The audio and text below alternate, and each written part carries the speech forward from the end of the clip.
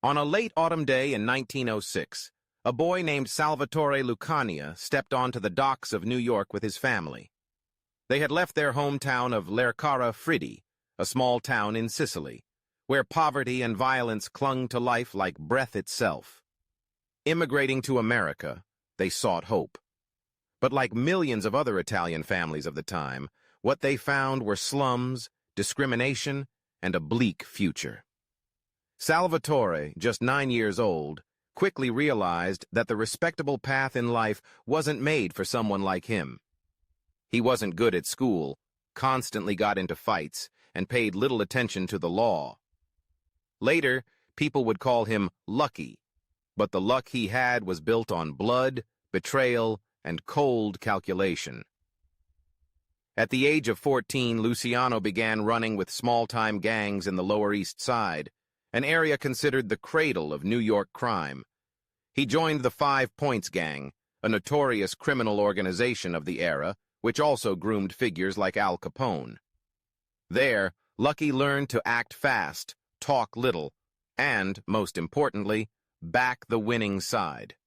Luciano was different from most street thugs. He wasn't just a good fighter, he had a strategic mind. While others fought over territory, Luciano watched, waited, and learned how to build networks. He didn't want to be just a hired thug. He wanted to control the system. And to do that, he had to rise to the top. The Prohibition era of the 1920s became his golden opportunity. When the U.S. government banned the sale, transportation, and production of alcohol, the black market exploded. Whoever controlled alcohol controlled the money. Whoever had money had power, and whoever had power held lives in their hands. Luciano saw this before anyone else. Rather than fighting over barrels like the small gangs, Luciano began working with Arnold Rothstein, the Jewish kingpin known as the Professor of Crime. Rothstein taught Luciano what many Italian mafiosi had never considered. Crime is a business, not a bloody joke. It needed organization, rules, and a clear hierarchy. Under Rothstein's mentorship, Luciano became the middleman between major bootlegging networks, from smugglers in Canada and Mexico to distributors in New York and Chicago. He was no longer a hired gun. He became a boss. Whenever he walked the streets, Luciano wore a 3-piece suit, shiny shoes, and spoke like a diplomat. But behind that charming smile were cold-blooded orders to kill, delivered without a blink. It was during this time that Lucky began forming his power quartet. Meyer Lansky, the Jewish financial genius, Bugsy Siegel, the wild and loyal gunman, Frank Costello, the master negotiator, and Luciano himself, the ultimate strategist. This quartet crossed racial boundaries, a rare feat in the mafia world of the time, which was rife with prejudice between Italians, Jews, and Irish. Luciano didn't care about origins. He only cared, who makes money, who keeps their mouth shut, who's ready to shoot before being shot. At the time, the underworld was still fragmented by traditional Italian gangs, Sicilian mafia families steeped in conservative values, infighting, and devotion to la mano nera, the black hand. But Luciano believed that model was outdated. Instead of killing each other over territory, why not share profits and grow together? A radical idea, until Luciano made it reality through blood and fire. To pave the way for this new vision, Luciano knew he had to eliminate 2 powerful figures, Joe Masseria and Salvatore Maranzano, 2 aging bosses locked in a bloody power struggle later known as the Castellamarese War.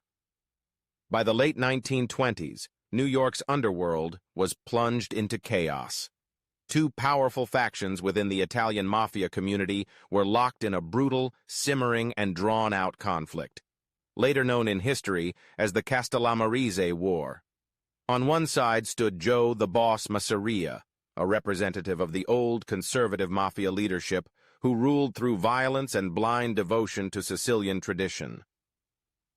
On the other side was Salvatore Maranzano, a Palermo-born mob boss, cunning, cold, and equally ruthless. At the time, Luciano was still a loyal lieutenant to Mafia, but he began to feel suffocated. Under the boss's shadow, he couldn't realize his vision of a modern mafia, structured like a corporation, free from outdated traditions and racial divisions. But to change everything, Luciano knew he had to play a dangerous game, betraying the man who had raised him. Luciano began secretly meeting with Maranzano. They shared the same goal: eliminate Mafia. Maranzano promised Luciano a powerful position if he helped him unify the mafia families. Luciano agreed, but his ambitions didn't stop there. In Luciano's mind, Maranzano was just another obstacle, a temporary one. On April 15, 1931, Luciano arranged a lunch meeting with Joe Mafia at a restaurant in Coney Island. After the meal, Luciano excused himself to the restroom and never came back. Within minutes, 4 gunmen entered, drew their weapons, and executed Mafia on the spot, leaving his body slumped over the table, a hand of cards and a half-finished drink still in front of him. Rumors swirled that the 4 gunmen were Albert Anastasia, Vito Genovese, Bugsy Siegel, and Joe Adonis, all close allies of Luciano. Although never officially confirmed, the shocking betrayal made Luciano a figure who could no longer be underestimated. Maranzano took over and declared himself capo di tutti capi, boss of all bosses, demanding the other families bow to his rule. But Luciano quickly saw that Maranzano was no different from Mafia, still outdated, greedy, and autocratic. Worse, Maranzano secretly began plotting to kill Luciano, fearing the young mobster was too clever and had too many allies. This time, Luciano didn't wait to be struck. Just 5 months after Mafia's death, Luciano moved again. On September 10, 1931, a group of men dressed as IRS agents entered Maranzano's Manhattan office.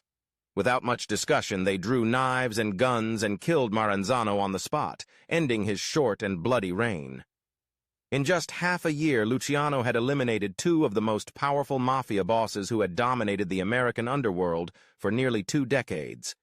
But instead of declaring himself the new supreme boss, Luciano did something unprecedented. He established a shared leadership structure called the Commission. The Commission wasn't a mafia family. It was a council of bosses representing the major crime families in New York: Lucchese, Genovese, Gambino, Bonanno, Colombo, and other major cities like Chicago, Al Capone, Buffalo, and Detroit. Each family had a voice. Disputes were to be resolved through negotiation, not violence. Luciano became the central figure, first among equals, without a formal title, but with absolute authority. With this model, Luciano forever changed American organized crime. No more endless turf wars. No more dictatorship by a single man. The mafia now operated like a large criminal corporation, with shares, management structures, and even a dispute resolution department. Gambling, bootlegging, prostitution, protection rackets, all were coordinated like a stable market. Luciano also began deepening ties with Jewish gangs, like those led by Lansky and Siegel, expanding his influence into Las Vegas, Cuba, and even Europe. For him, ethnicity was secondary. What mattered was who could make money and who could follow the rules. Luciano's intelligence and ruthlessness made him a central figure in the underworld, not the loudest voice, but always the one with the final say. No one could deny, without Luciano, the American mafia would have remained a chaotic, backward mess. But even empires draw attention. A young prosecutor named Thomas Dewey began to focus on Luciano, and was preparing a legal strike that could take the kingpin off the board. At the height of Lucky Luciano's empire, he was nearly untouchable by the law. No one could directly link him to any specific crime. There was no evidence to bring him to court. But like all empires, whether built on money, blood, or underworld codes, the time always comes to face the light. In the early 1930s, the U.S. government began to feel insulted by the mafia's growing boldness. Criminals were no longer hiding. They ran underground systems like corporations. In the eyes of the public, names like Luciano, Lansky, Capone had become symbols of the law's impotence, and America needed a hero, someone brave enough to challenge the underworld. That name was Thomas E. Dewey, a young, passionate prosecutor with burning political ambition. Dewey knew that if he wanted to climb to the governor's seat, or even the presidency, he had to bring down a major figure. Luciano was the perfect target. But how do you catch a boss who never leaves a trace? Luciano didn't commit murders himself, wasn't present at the crime scenes, didn't handle money or product directly. He only gave orders. Every link in the chain was at least one layer removed. But Dewey found a weak point: prostitution. Luciano had always considered prostitution beneath him. He delegated the entire operation to subordinates and never involved himself directly. But that very detachment made him careless. Dewey launched a months-long covert campaign, placing surveillance, setting traps, and arresting dozens of prostitutes, madams, and brothel managers, all part of Luciano's Manhattan network. Through divide-and-conquer tactics, offers of leniency, and pressure, Dewey got several madams to talk. They testified they worked under a network controlled by Frank Costello and, ultimately, Luciano. Though there was no direct evidence, Dewey compiled testimony from over 68 witnesses, all pointing to one thing: Luciano was running the largest prostitution ring in the United States. On April 2, 1936, Lucky Luciano was arrested at the Waldorf Astoria Hotel, where he lived like a wealthy gentleman. Photos in the press showed him smiling politely, wearing a gold watch, uncuffed, stepping out as if for a stroll. But this time, he wouldn't escape. The trial drew national attention. Dewey appeared as a determined crusader, ready to crush the myth of the untouchable crime lord. Luciano denied everything. His lawyer scoffed at the testimony of whores, drunks, and petty criminals. But Dewey didn't back down. Through persistence, he convinced the jury, many of whom held deep prejudice against Italian criminals, that Luciano was the hidden boss of New York's prostitution industry. On June 18, 1936, the court delivered its verdict. Luciano was sentenced to 30 to 50 years in prison. A shock to the underworld. A man who had never personally committed a murder was sentenced as if he were a mass killer, just for running prostitution. But for Dewey, it was a golden victory. For Luciano, it was a humiliation. Luciano was sent to Clinton Correctional Facility in Dannemora, nicknamed the Alcatraz of the North, the most secure prison in New York. From a millionaire mob boss living in luxury, he now wore a prison uniform, ate from metal trays, and was guarded like a dangerous animal. But Luciano wasn't the kind to die quietly. In his mind, there was always a plan, and opportunity came when no one expected it. World War II. When war broke out, the U.S. feared acts of sabotage on home soil. The Navy worried that New York's ports, where warships and cargo constantly moved, might be vulnerable to German and Italian spies.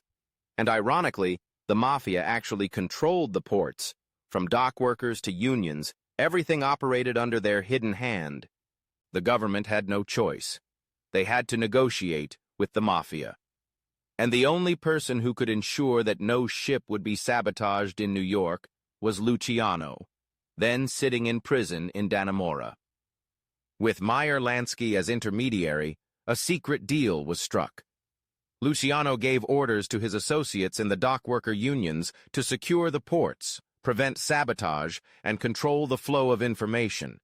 In return, the U.S. government agreed to reduce his sentence. In 1946, after more than 10 years behind bars, Luciano was released, but deported to Italy as part of the deal.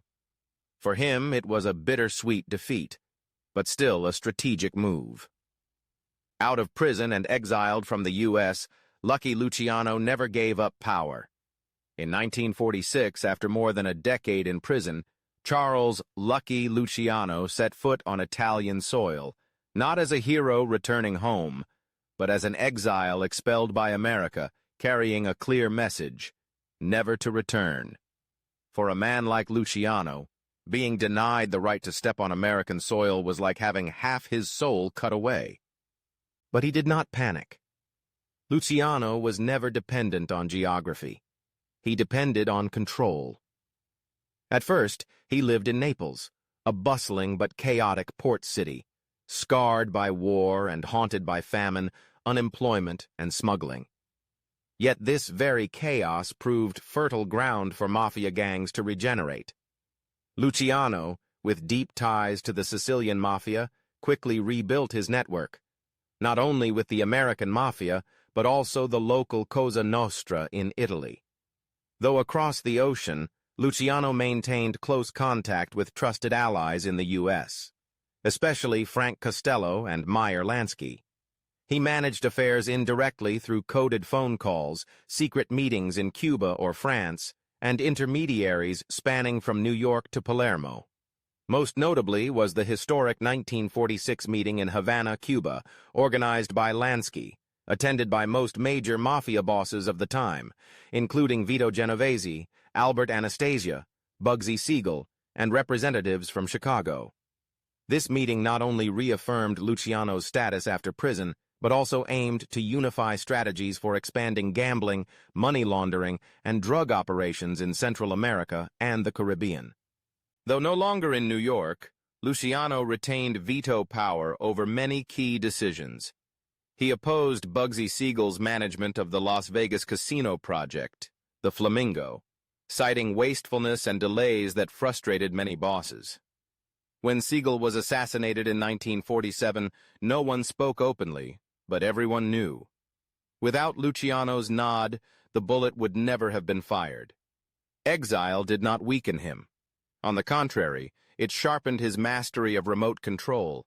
No need to appear, no need to give direct orders, yet everything unfolded as he wished. This made Luciano an invisible boss, who could run a global network without shedding blood himself. Meanwhile, in Italy, Luciano expanded into heroin trafficking, a booming new commodity in post-war America. With close connections to gangs in Palermo and Marseille, France, he became one of the architects of the heroin route across the Atlantic, moving product from the Middle East through Europe to New York.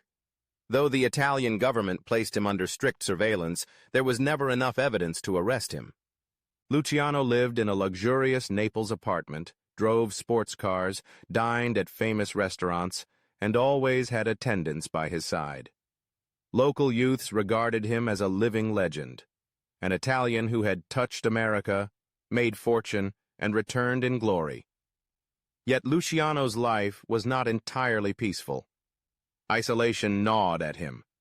Old friends were arrested, assassinated, or retired. Frank Costello survived an assassination attempt, but was forced out of power. Genovese, once bitterly despised by Luciano, rose as a new boss in America and began issuing orders in his stead. Luciano's control gradually faded, little by little.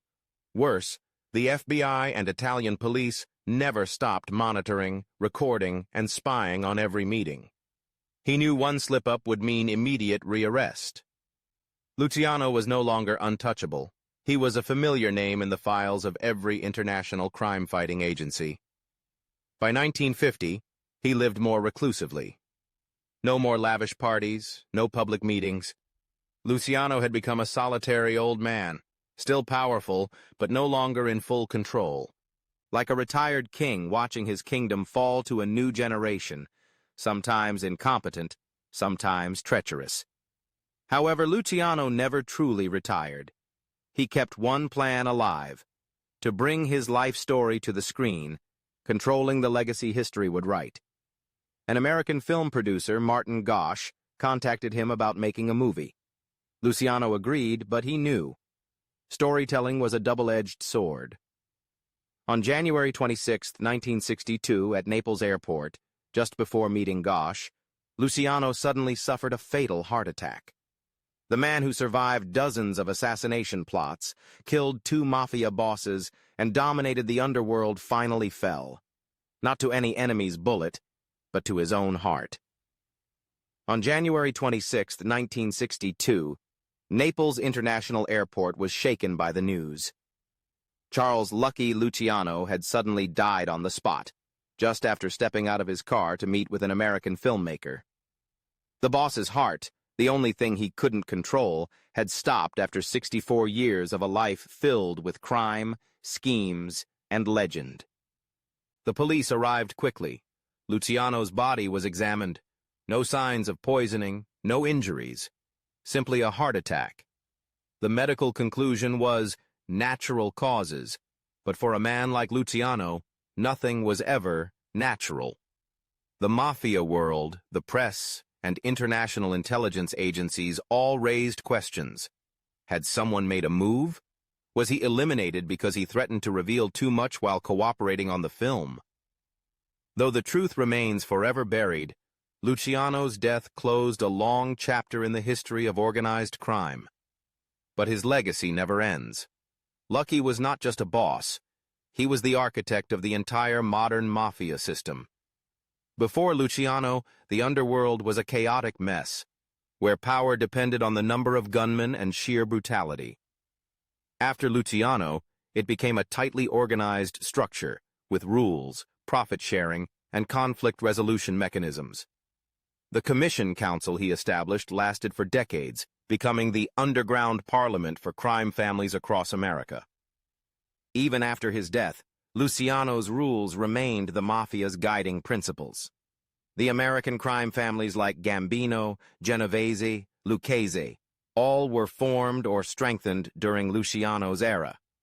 Successors like Frank Costello, Carlo Gambino, and Vito Genovese, though changing tactics, dared not dismantle the framework Luciano set. Another legacy, less spoken of but deeply influential, was the cooperation between different criminal ethnic groups. In an era when racial segregation was strong in the U.S., Luciano was the first to break those barriers in the underworld. He worked with Jews, Meyer Lansky, Bugsy Siegel, Irish, and even later black gangs, so long as they were capable and adhered to the code of silence. But it wasn't only the mafia who remembered Luciano. The CIA, the U.S. Navy, even the FBI, organizations seemingly opposed, sometimes had to work indirectly with him. From securing New York's ports during World War II to post-war dealings in Europe, Luciano became proof of a bitter truth. Sometimes, to maintain order, you have to work with those who cause chaos. Luciano's life was also a story of moral paradox. He did not use drugs, did not kill for pleasure, nor was he greedily obsessed with money. Yet he organized operations that led hundreds of thousands into addiction, sexual slavery, and violence. To the underworld, he was a brilliant leader. To the public, he was a criminal. To officials, he was both a problem and a solution. Luciano was neither good nor bad. He was the symbol of pure power. His funeral in Naples was like a secret state funeral. Thousands lined up to pay respects. The Italian, American, and even Cuban press put it on their front pages. Bosses from everywhere sent wreaths, condolence letters, and one clear message. The era of Lucky Luciano was over, but the system he created would outlive any government. In 1962, Luciano's body was allowed by the U.S. government to be returned to his second homeland, New York, where he had built his empire. He was buried at St. John's Cemetery in the Bronx, not far from where those who first called him Salvatore greeted him when he arrived in America with empty hands. On the tombstone was simply inscribed, Charles Luciano, 1897 to 1962. No titles, no nicknames, no legends. But for those who knew him, the name was enough. And don't forget, if you find this content interesting, please like and subscribe to the channel so you don't miss more true crime stories told with cinematic narration like this.